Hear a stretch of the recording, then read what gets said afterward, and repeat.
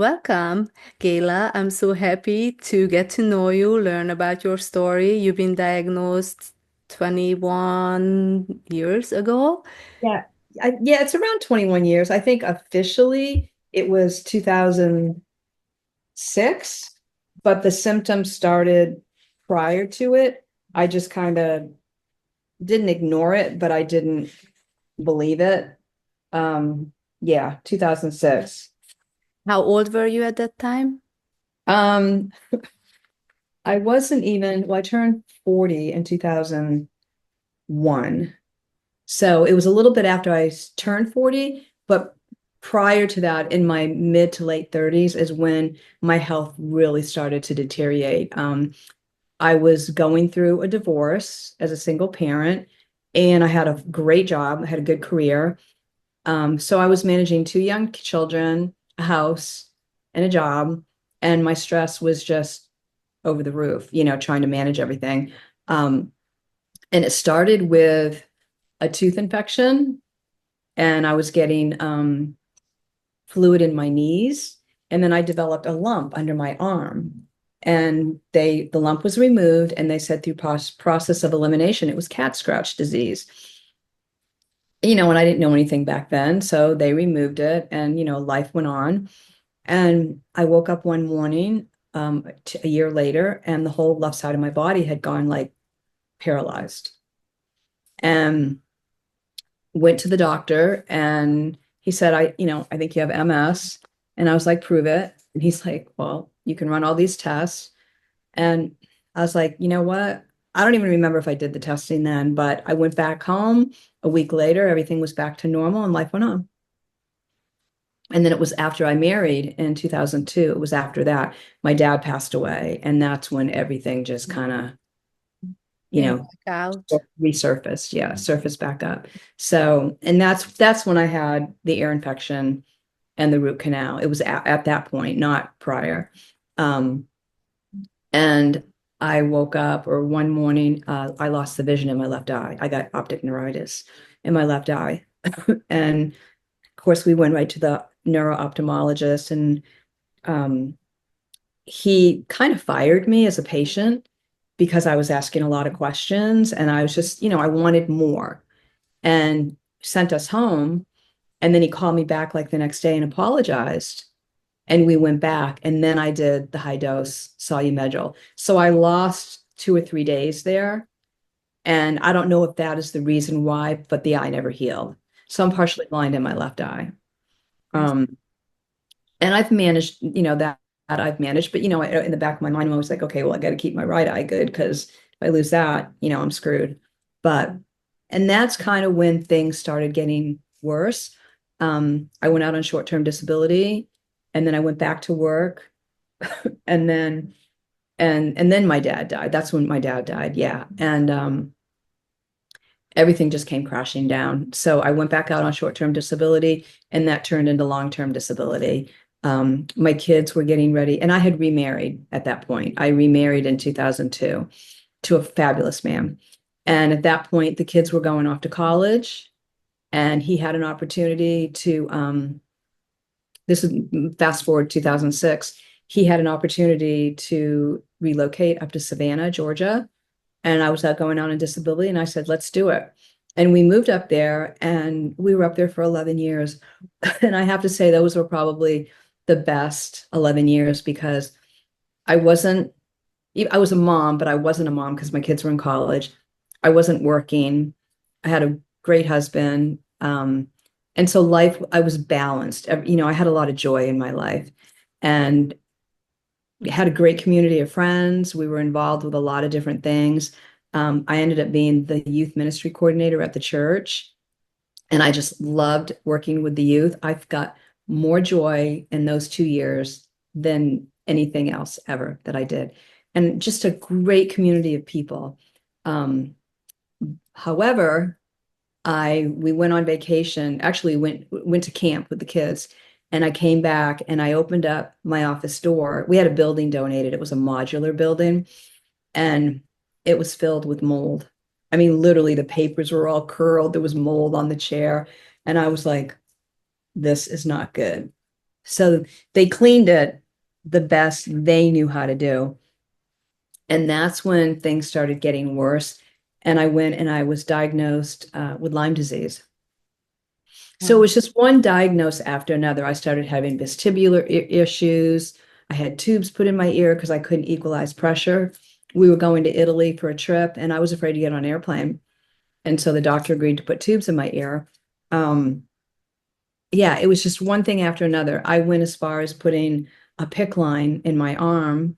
The doctor had me on, I had a Lyme literate doctor, and they had me on all kinds of antibiotics, but nothing was working or making me feel better. So I agreed to do a PICC line, and the PICC line got infected 2 days after it got put in. So I ended up in the hospital with a gram-negative staph infection and a blood clot. So I spent a whole week in the hospital, and I had some serious reflection thinking, okay, this is not what I'm supposed to be doing. So I kind of let go of that, went back home. And again, I was managing fairly well.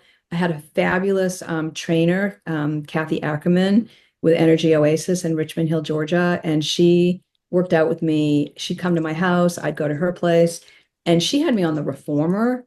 I mean, I was out in my back pool area meditating. I mean, I was really keeping the balance, but every now and then something would flare up. And, I had a neurologist and they would just want to put me on the drugs. And I was like, no, I'm not doing the drugs. I went to the Mayo Clinic twice, and I just never believed that my body was attacking itself. That's just to me, that's not how our God made our bodies. I'm sorry, I just never believed it. And that's when I started, researching more and more. And the longer it goes on, the more you live with it, the more educated you become, the more you advocate. I was doing acupuncture, I was doing infrared saunas. I was doing, I mean, you name it, I was doing it. I did everything. And you never been on medication? You I did never. the I did the excuse me, I did the Copaxone injections, but to be honest, I would forget to do them. I would forget. So to say that I was on it, I really was never on it. I mean, yeah. And I didn't feel right. It just didn't feel right putting something. Um, I had a really good pharmacist up in Georgia, and he introduced me to the low dose naltrexone, and I did that for a while. But anytime I tried something, I never saw a difference. Nothing ever seemed to do anything. I had a lot of fatigue, muscle weakness. The biggest thing was the fatigue and the muscle weakness. And then just some days just feeling sick, just feeling like I always had the flu. And what So, now? How do you feel now? well, fast forward or back up a little bit. So in 2016, my husband had an opportunity to be transferred back to Florida. And and the kids had already graduated from college. They were, we knew that we wanted to get back to Florida. We were there for 11 years. So even though I was not a fan of South Florida, I agreed to go to South Florida because that's where he was transferred to. My son lived in Miami at the time. So I was like, okay, well, I can see him. So we moved back to Florida, and that's when things really started crumbling. Because one, I never saw my husband. He would get up in the morning, go to work, and he wouldn't get home till 6 o'clock. In Georgia, he worked from home. And he'd come downstairs like at 1 o'clock in the afternoon and say, come on, let's go for a ride. And we'd jump on the Harley and we'd go for a motorcycle ride. We'd come home, jump in the pool. Again, I had that balance. It was, I don't want to say fun, but I had a lot of joy. Got to South Florida, and it was I don't like to use the word hate, but I did not like it down there. So I started seeing different doctors. I saw a functional neurologist down in Miami, and he was all about the Marcons and the mold. And again, I did everything. I did quantum biofeedback, I did acupuncture, I did IVs, I did everything. And again, I was managing it, but I was never my optimal. I could just not get to my optimal. So 3 years ago, April 1st, well, actually 3 years ago, back October, my husband was diagnosed with lung cancer, and he died 6 months later. So he died 3 years ago, April 1st. And that's Sorry when to hear that. the floodgates opened, and all my symptoms just because for 6 months, I couldn't take care of me. I had to take care of him. And it was a lot. And during that process, I did go for an MRI because I was using the Cleveland Clinic in Miami, with a neurologist, and she sent me for an MRI. And I went into the machine, and I was not even in it for maybe 10 minutes, and my whole body just started shaking uncontrollably, just like crazy. And they pulled me out and they said, "Well, you're having a panic attack." And I said, "No, I'm not having a panic attack. I know I used to get them. I used to get them all the time. I was on Ativan for years." They said, "Well, then you're claustrophobic." I said, "No, there's something wrong." So they took me next door to the ER. They did my vitals, gave me a Valium, sent me home. So I saw the neurologist and I told her everything that was going on. And she said, "We need to give you something to calm your nerves. You're in fight or flight." My parasympathetic, sympathetic was just, my nervous system was just shot. So she was able to see a few of the scans, and she said, "Your lesions are not active. You don't have any new lesions." She said, "I think a lot of this is just the stress of what's going on." So that kind of gave me some comfort and relief. And that's what I was told before with other MRIs, because in Savannah, I'd go every 6 months and they would just say, "There's no new lesions." Um, but Tim passed away April 1st, and I got out of South Florida like within 2 months. I sold the house because the market was doing really well. I sold the house, I got out of South Florida, and I moved back here up here to Central Florida. And it was a lot. I had to liquidate a lot of stuff, sell stuff, it was just a lot. And now I'm back here where Tim and I used to live. I go to the same church that we were married in. My kids are here and my grandkids. I have grandkids now, and friends that I've known over the years. So it's nice that I'm back in a familiar area. But since then, I have gotten so much worse. I have a lot of issues. My neck is messed up, but I have a lot of facial pain all right here. And they said I don't have trigeminal neuralgia. They say it's just a neuralgia like a Bell's palsy, but it's a constant throbbing. And then I have pain in my neck. I have neuralgia in my feet, numbness and tingling. So, if you go to the neurologist, they'll say it's MS. So I go to somebody else. So it just depends on who you go to. That's so interesting you said that, but there are no new lesions. And No, the last I had an MRI, I actually drove myself to the emergency room one day here locally, and they said, "Well, we don't do MRIs in the ER." And they had me do a televisit with a neurologist. And she says, "Well, I'm going to send you for an MRI." And right as she said that, the other doctor walked in and she said, "I got you in to do an MRI." So I went in and I did the MRI, and it came back, no new lesion. There was nothing of significance to explain any of the symptoms that I were having. So I'm still, I have good days and I have bad days. Um, I have a lot of fatigue, but I've recently been started a new integrative facility functional center here in Orlando, and I'm doing ozone. And then I'm also working on Lyme protocols because I think some of this, I did get retested for the Lyme. So, and also parasites. So I'm like, okay, is it Lyme? Is it parasites? Is it MS? Well, what's MS? Well, now they're saying it's parasites. So I'm not even putting any interest or any emphasis on the labels. yes, I'm just basically going with the symptoms. So that's kind of where I'm at, but last summer, and I'm not sure where are you located? Are New you? York. You're in New York. Okay. So I'm originally from New Hampshire. That's where I was born. And I moved to Florida when I was like 14. So I actually bought a 32-foot camper and I had it brought to New Hampshire on a lake up in Ossipee. And last summer, I was up there for 5 months. And I called it my summer sabbatical just to chill and to kind of just relax. And it was fabulous. It was great. But by the time I drove back with a friend and got settled, my dog went blind on me. It's just like, since Tim passed away, it's a whole different world for me, managing and just getting by day to day. So I'm trying to find the even, that balance. And I think that's the key. You just have to know what your limitations are and what you can do and what you can't do. Know when to say no, Yes. and just have compassion for your body, and love and be grateful. Is there anything you would change when you look back now? Is there anything I would change? Um, yes, if there was anything, if knowing what I know now, I definitely would have changed my diet right away. because nobody talked to me about that. Nobody said anything. Now, granted, things back in the 70s and the 80s and the 90s, the food was a little bit better. It wasn't until that time when things started getting introduced, so I think that's kind of in my favor or somewhat. But yeah, knowing what I know now, I definitely would have changed my diet a little bit differently. I would have taken more time for me. Would have taken more time for me, the meditation. Yes. How is your diet now? It's as clean as it's pretty clean. I don't do dairy, I don't do gluten, I don't do any of the seed oils, all the things that they tell you not to do. I do eat meat because I have really low iron. So I'm not a vegan. I like a good steak, but I'll eat it. I used to do like twice a month, but the doctor wants me eating it at least once a week. So I'm trying to incorporate it into my diet. I struggle with it.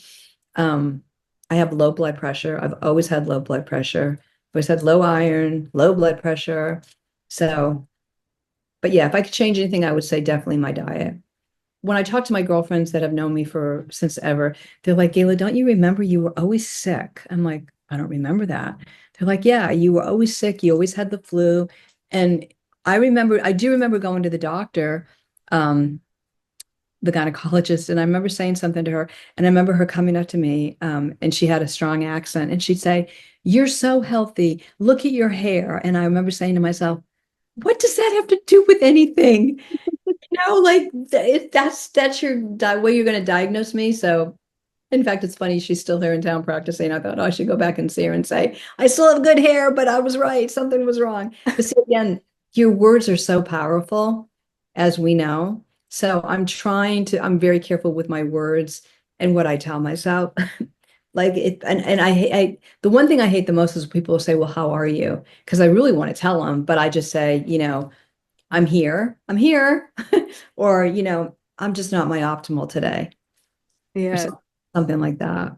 That's so interesting because when I moved to this country, I was like, why everybody's asking me how I am? This is just like a habit here, people asking. Like, they don't really care how I am. Why are they asking me?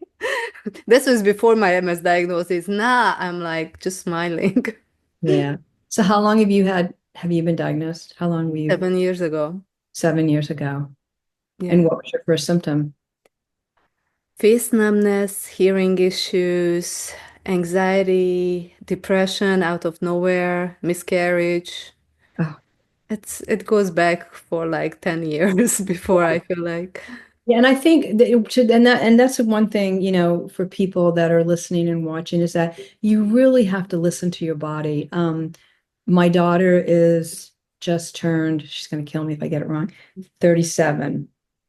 And she's a mom with a gorgeous 4-year-old, and she has a great job. She works from home, but it's still stress, because she's still, people think working from home, well, you're still doing everything. And I worry about her because I see her and I want to, I tried it and she gets so mad at me, Mom, like I know what I'm doing, but I worry, I worry about her taking the time for her because it's so important to listen to those little signs because it'll knock on the door, and then it's going to knock harder, and then it's going to slap you in the head, and then it's just going to beat you down if you don't pay attention. You can talk to her, you cannot worry about her because if you worry, that just comes back to you. I pray a lot about it, I will say this, since my husband passed away, um, I've had so many blessings. He has been with me every day. The blessings that have just fallen in my lap, the home that I found, the car, they literally delivered the car to me in South Florida. I was like, okay, you want to deliver a car to me? Deliver a car to me. The camper that I'm in. I mean, I've just had so many blessings. And when I start thinking about how important it is to be in gratitude, to be strong in your convictions, that what you put out, you get back. I thought, okay, well, maybe I am, maybe it is working. But then I catch myself, okay, well, don't say maybe because it is working, but you have good days, you have bad days. And when I have a great day, I go with it. On a bad day, I just allow myself to have a little bit of that, not so great day, but then I move on. You mentioned Joe Dispenza before. Are you practicing his meditation? I am. In fact, there's one that I just started it and he says to do it for 20 days. It's literally 4 hours long and you put it on before bed. And I've been listening to that. So I used to do, it's funny because when I was up in Savannah, I used to sit outside and we had a pool, and then behind our house was a big ball field. And I used to sit outside and I would align myself with this big tree. And I just did this on my own. I didn't do it. Nobody told me to do it. I just aligned myself with my tree, like with the tree. And I would just put my hand over my heart and tell myself that I was happy, that I was healthy, that I was one with the universe, and that good things, all things are good. And I literally got to that place of total presence. I did. And I remember the feeling. And I'm really working hard to get back there again because I haven't been able to. But I know that I'll get back there again. And I think that had a lot to do with it. I mean, Kathy had me on the reformer machine. I was working out, I was swimming, I was really managing it, but there was no stress in my life. I think you just need to find a tree. I have a park right across the street, my front yard. I'm on a court. I'm looking at it right now, and it's literally a park. So I sit on the floor right here. I've got a yoga mat right here and all my stuff. And I sit here in the morning and I look out and I just try to be in gratitude. And I'm just grateful. I'm grateful for the man that I had for 20 years. I'm grateful, for my children. I try to be grateful for everything that I've been given and do my best with it and be good and give it back. I want to be able to help other people. I really do. And you are by sharing your story. You are here and you are glowing and your hair looks beautiful. And and Oh, not just that, I know like inside our body, I feel like it's just a signal telling us like, no, you can do better. Like there is something going on, you have to fix it. But our soul knows that we are whole and we just have to balance that two out in a way so it doesn't stop us from like moving forward. yeah, I definitely believe that. So I don't know if you're familiar with Rife machines. No. I just got a Rife machine and I've started doing that, and that's going to help. It's a frequency machine, and that helps with the viruses and the parasites and stuff. So I'm doing that. So I'm journaling and keeping track with that. I'll keep you updated how I do with Okay. that. I have somebody that I'm working with because I have no idea what I'm doing. So she's helping me. So I'm doing a lot of alternative stuff. What is this machine again? It's a frequency. You Frequency are machine. Yeah. Yeah. aligning your energy centers or No, it's a Rife machine that's putting out frequencies that will kill certain parasites, viruses. I mean, there's hundreds and hundreds and hundreds of frequencies. yes. Um, and yeah, and you only run it for like a few minutes because it's very, very strong. Okay. It's been around for a long, long time.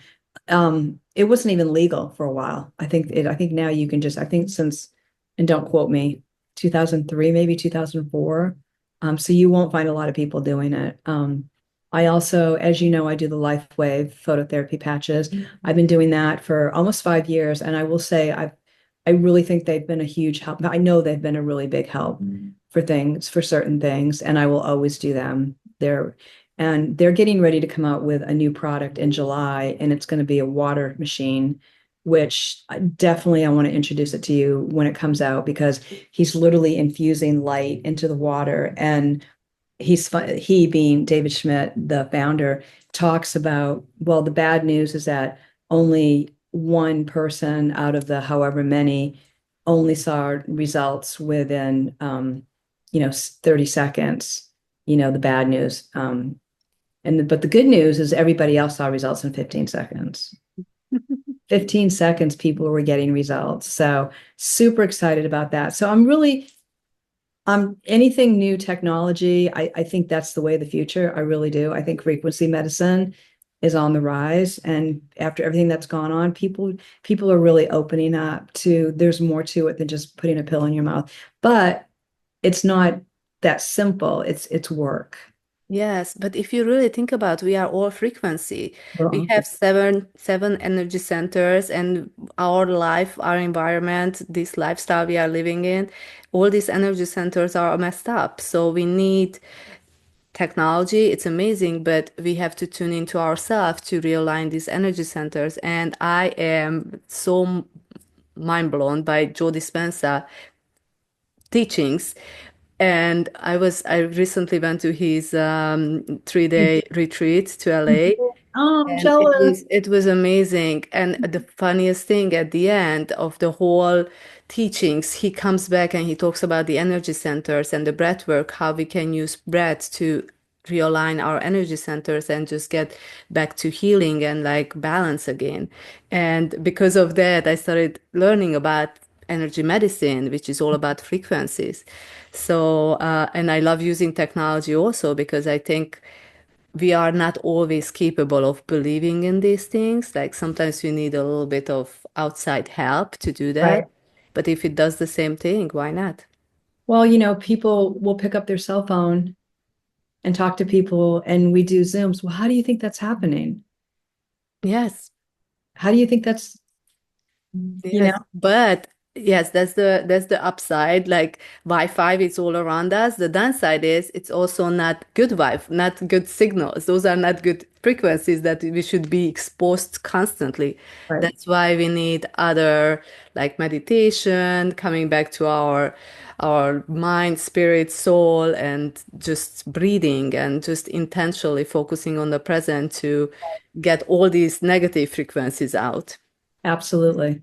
Absolutely. I agree. Yeah, there's just as many bad frequencies as there are good frequencies. So we've got to stay ahead of it. Yes. So, you look fabulous. Thank you. You too. Thank you.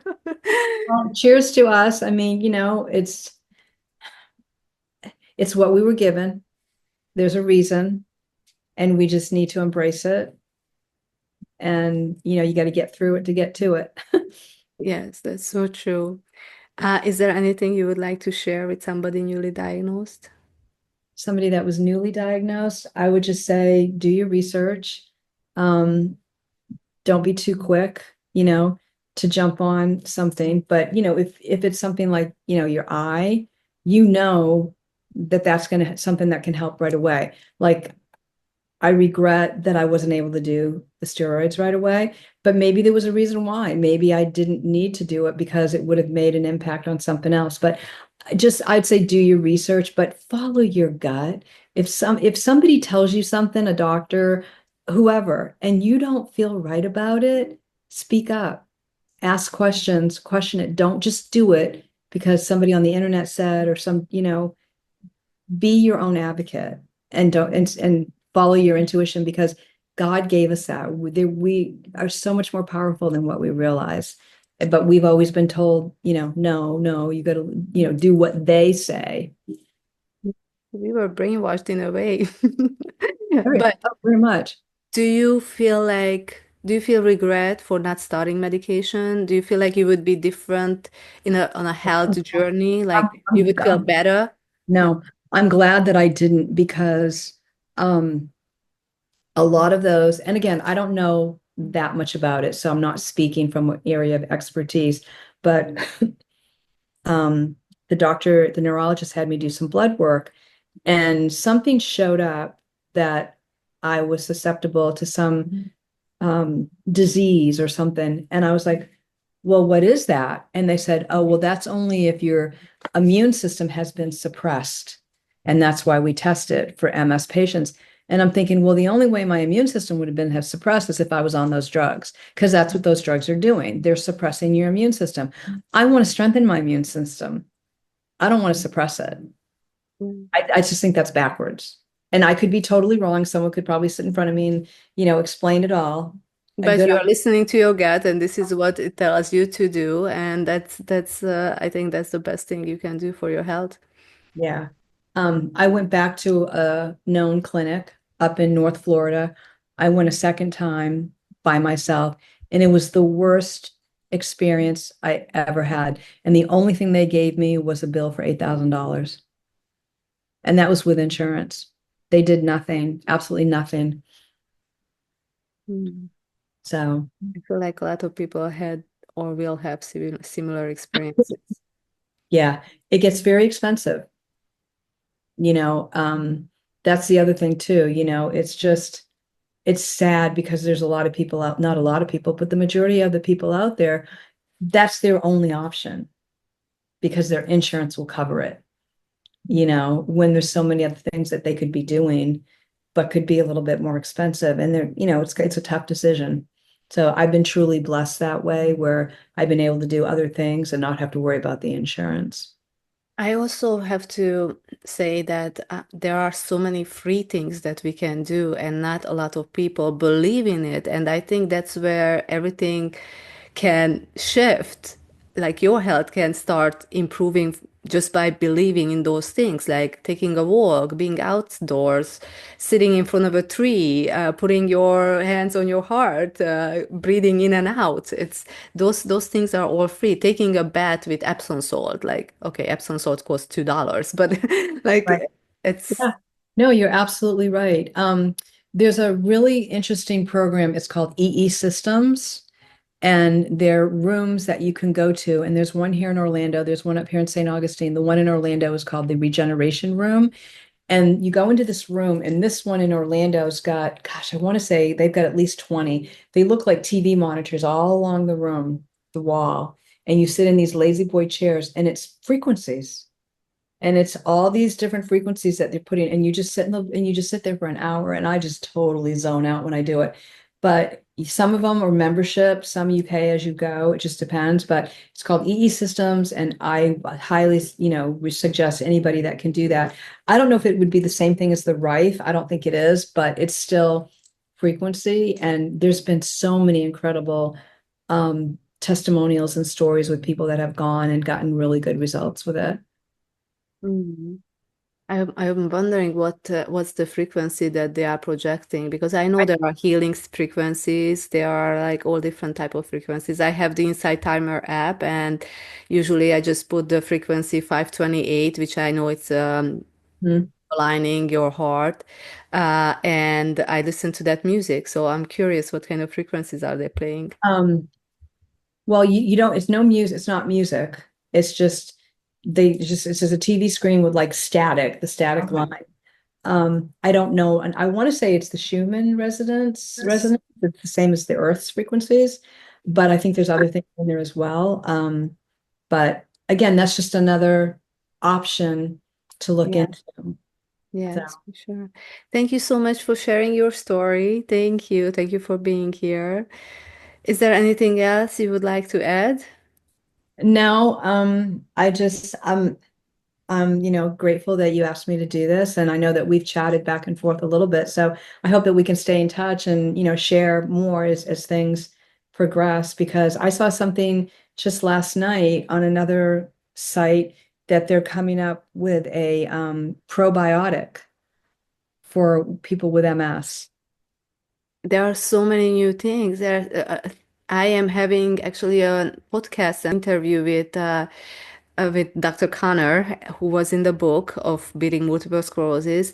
He just came out with a new supplement specifically for MS people because he's a researcher as well. And I am trying the supplements right now, and I just feel like a different person in a way. Like I have more energy, more focus. So there are so many new things coming out, and there's always hope when it comes to like trying new things. Yeah, there's always hope. And you know what, that's a good way to end it, because if you don't have that, you've got to believe and you've got to have hope. You have to. I mean, I'm not going down without a fight. I can tell that already. It's Thank yeah. you. Thank you so much for sharing.